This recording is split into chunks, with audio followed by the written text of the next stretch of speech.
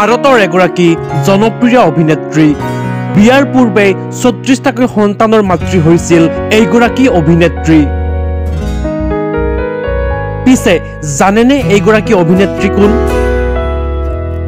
বলিউডৰ বহু অভিনেত্ৰী বিয়া নোহোৱাকৈ মাতৃ হৈছে কোনে বিয়াৰ পূৰ্বে গৰ্ভৱতী হৈ সন্তান জন্ম দিছিল কিন্তু এগৰাকী অভিনেত্ৰী আছে যিয়ে মাত্ৰ এটা বা দুটা নহয় একেলগে ৩৬টা সন্তানৰ মাতৃ হৈছিল কোন এগৰাকী অভিনেত্ৰী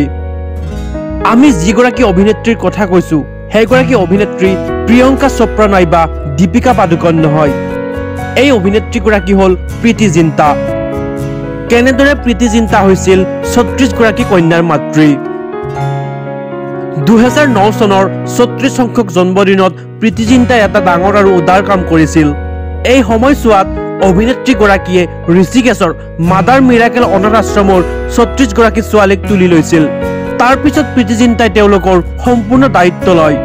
তেওঁলোকৰ সকলো খাদ্য আৰু অন্যান্য খৰচৰ লগতে পঢ়া-শুনাৰ দায়িত্ব বহন কৰে প্ৰীতি জিন্টাই এই ৩৬ গৰাকী অনাথ শিশুৱে প্ৰীতি জিন্টাক সম্বোধন কৰে মা বুলি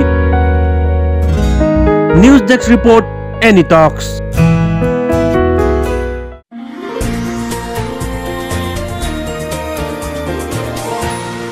এনি টক্স সতৰ বিপৰীতে ৰাইজৰ স্বাৰ্থ